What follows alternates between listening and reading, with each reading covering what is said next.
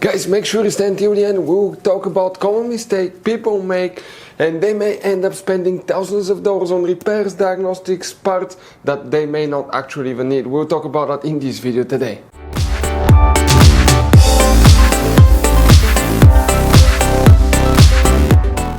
Hey guys, welcome back to Auto Repair guys. Super quick, very helpful video for any of you trying to find fuses, relays for the activated charcoal canister solenoid on Mercedes GLC this generation right here. Guys, please do not waste any money on parts, tools, diagnostics until you watch that video. It could be quite simple fix, and after that, if you guys need to buy any replacement parts and tools, we will guys share the information in the description of the video below. Check it out guys, and you can see where we get most of our tools and supplies from as well. Let's start on it now.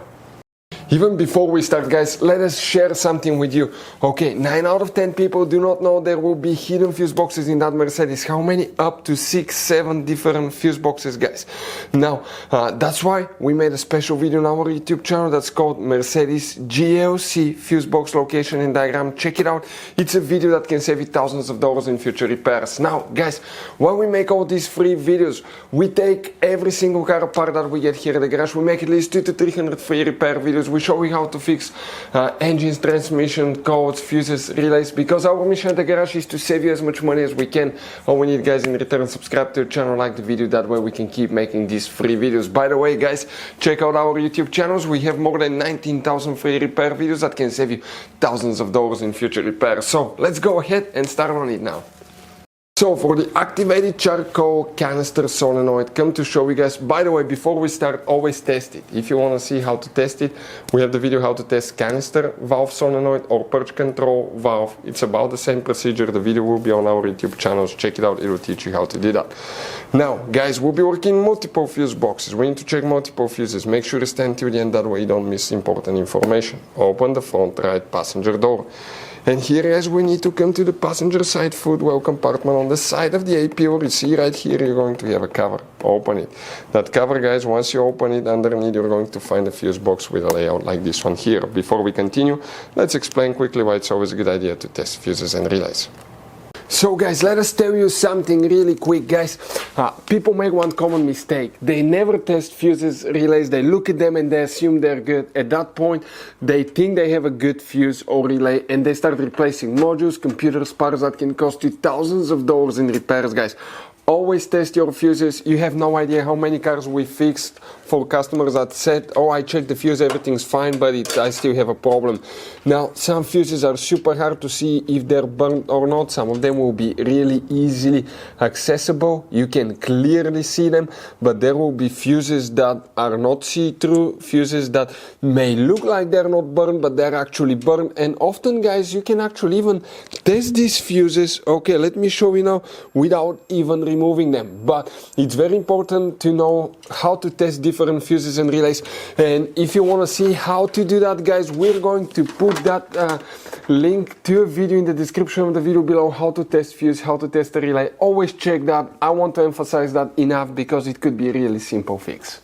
And here guys, what we need to check, multiple fuses. Today will need to be checked. In that fuse box specifically only one, and that's fuse 315 right here that we will need to check.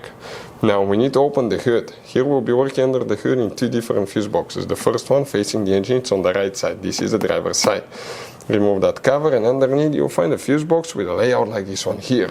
We need to check specifically here fuse 122, fuse 126, relay G.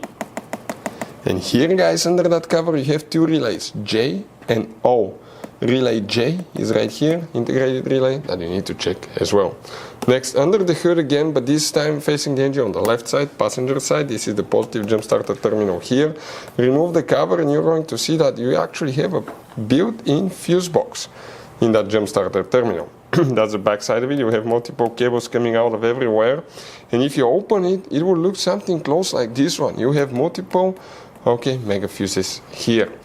Now, guys, depending on the year and model, you have 2 different kinds. If you have that kind, the main fuse you need to check is fuse number 3. But since you're already here, test all of the fuses, because another fuse can cause that problem too sometimes, secondary fuse. Now, that's the second kind.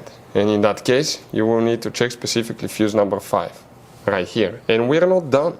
You need to come to the trunk of your Mercedes. Open the trunk. This is the cargo cover. Lift it up. Underneath you're going to find that flap. Open it and you're going to find another fuse box. Here you need to check fuse 442 and fuse 451 right here.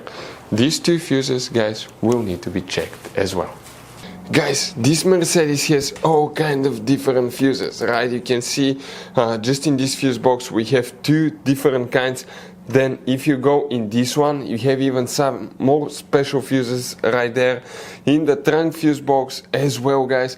Now, it's always a good idea to keep some spare ones, guys, in the glove box for a peace of mind. That way, if you're in the middle of nowhere, you need a fuse, you replace it, you're back on the road. Otherwise, we'll be stuck in the middle of nowhere, guys. We'll share the links in the description of the video below where you can get replacement fuses, relays, where we get most of our tools, part supplies from as well. Hopefully, guys, the video was helpful. If you have any questions, don't hesitate to let us know. Thank you for watching and see you next time.